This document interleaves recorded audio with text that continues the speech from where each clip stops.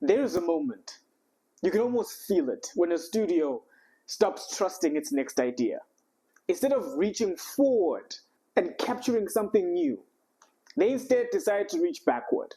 Dead Space, Prince of Persia, Saints Row, Tomb Raider. Now, some of these may seem like reboots and remakes, but that difference isn't as important as why they happen. At first, I thought these were separate stories, different studios, different outcomes, but the instinct underneath it kept repeating itself. And here's where it started feeling random for me. I mean, yes, on the surface, they do look like separate outcomes, different studios, the whole shebang. Some worked, some didn't work. But the reason they keep reaching backward, that is the part that fascinates me. That's the part that keeps me up at night. Now, don't get me wrong.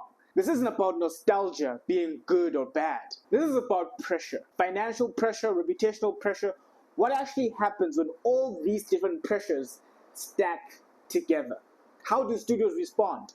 How do they behave? There's a framework I ran into. Clay Christensen talks about this. Like, for example, the most mind-bending thing that he actually said is that he says companies don't fail because they make obviously bad decisions, you know? He says that companies actually fail because they do the right things. By right things, in this context, means whatever the company's internal incentive system rewards. The things that feel safe, that feel responsible, mature, logical. Those are the things that actually make them fail. And funny enough, once you start applying these lenses onto these different companies, you can actually see and track the warning signs long before the collapse ever shows up on a balance sheet. And not to mention that what is most unsettling is how predictable it becomes.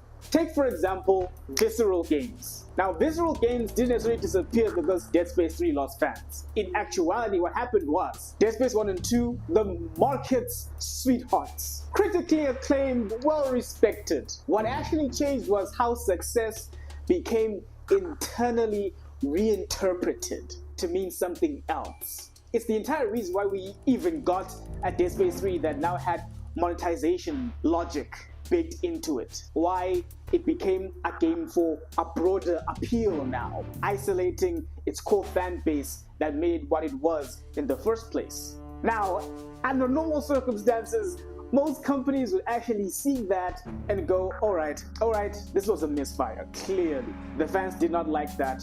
What we're going to do, we're going to change direction, go back to what made the game actually good and awesome in the first place, and we'll improve upon that going forward. But not necessarily all companies follow that lingo or that modus operandi. Some companies instead go, so what you're saying is, the reason as to why our product is not making money is because the fan base is still getting used to these monetization cycles or efforts that we're desperately trying to push. Sir, they don't like the designs. They don't like monetization at all. Nonsense! Clearly, they just need time. Sooner or later, every single game or company will be employing monetization efforts, Tim. And they're gonna get used to it. And once they get used to it, they're gonna start buying again. And definitely in the future, we'll start seeing more sales. Well, I mean, that's how these guys think. And this is the scary part, you know, like when reality stops updating internal beliefs, that is when you know that we are headed for a system fracture. It's almost guaranteed. That's exactly what's going to happen. Because it's like, dude, it's easy, it's there. They can see the information, they can see the logic, they can see the feedback, but to them it's like, nah, that can't be the case. That could not be further from the truth. Case study number 2, Volition Gaming, or Games, whatever studio, okay, whatever the name is. These guys genuinely thought they were modernizing Saints Row. The Saints Row reboot checked every single box. We're talking fewer risks, we're talking broader appeal, we're talking safer tone. Even the characters were not even that interesting. The entire thing was made, I don't know, to attract a new fan base. And the way they were going about it, it was like, they were so gung-ho for it. I remember the devs talking about this thing, going like, it's going to be so much new. The original Saints are gone. This is for like a new audience. Everyone's gonna love this thing. And I was just watching it, I was going, Okay. And unfortunately, what made Saints Row didn't evolve. They didn't even touch it. It wasn't there, guy. It wasn't there. The identity marker that makes Saints Row what Saints Row is was gone. And why do you think that is? The internal incentive system in the companies led to products like this being created. And when the game eventually flopped, it couldn't be avoided because you can't change direction anymore. Because management, when you try to explain the situation to management doesn't. They don't see things the way you do. They reinterpret reality, and when you keep reinterpreting reality, it's like you're bound to fail. And to make matters even worse, executives, when the product eventually does fail, they don't go, it must have been these ridiculous choices that we made. But it usually comes down to one of three things. Either the team is unreliable, we were too late, the market simply adapted, or maybe the launch windows were just too competitive this year. If those metrics are checked, that's what gives executives permission to go ahead and shut things off.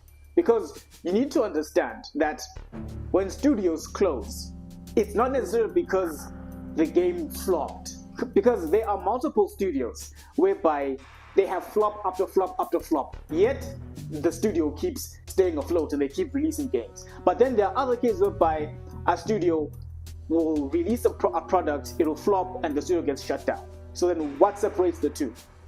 There are many factors that may go in, some unique more than others, but most of the time, especially when it comes to management, it has to go down, it has to mark or check those three boxes.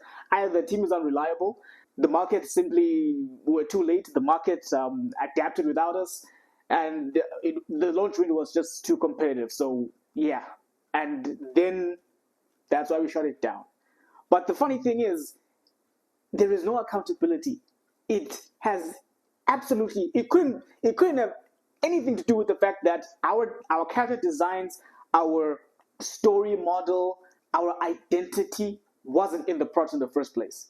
Let it be anything else other than that. They are immune, allergic to accountability. It can never be their fault. That's what happens when the organizational structure or system is actually one that is operated by fear. It's insane. It's crazy, mind boggling, man. And the core mechanism behind this entire structure is that career risk will quietly become reputational risk. Reputational risk will start to outweigh commercial risk. That means that people in the company will optimize for decisions that don't get them blamed. Because if they get implicated, then that simply means they lose their job. People will optimize for whatever helps them to keep their jobs. If management's internal success structure and metrics says that we need to have less sexy characters, there should be less emphasis on story, more emphasis on monetization, more live service games, then if you as an employee in that kind of company structure were to go against management, you risk losing your job. And it's very unfortunate because I empathize with the developers who are actually stuck in such an environment. Because in as much as they may see that this isn't the product that we actually set out to make, they didn't really have the ability or the power to actually stand up against it. Because their job is on the line. If your job is on the line, dude, bruh, even if it were me, guys, like you guys see how crazy hardcore I am for games. Oh my god, we need games. Bring back sexy female characters. Bring back story. Let's have be gaming again. Bruh, if my job was on the line, you'd be getting androgynous black characters on the daily. Huh? Oh, bruh, I wouldn't mess around, guy. I would be creating the most ugliest, most diverse, most fat, most unappealing gaming characters you've ever seen. Because I want my job, and I want that promotion, and I don't want to be blamed. I would be the best I'll be the best diverse director. I'll be getting awards, guys, because of how diverse the gays, dude. There would be 10 gay characters, 10 queer characters, protagonists. I would, guy. But anyway, anyway. I digress. I digress. So, right before studios collapse, this is the pattern that usually shows up. Reliability will get rewarded over good judgment, schedules will get treated like moral tests, and crunch gets used to fix optics, not necessarily the systems in the games. By that time, you know for a fact that the collapse is imminent. The ship is about to go down, man. Studios don't die because they hate their audience. They die because their incentive systems teach them to fear the wrong things.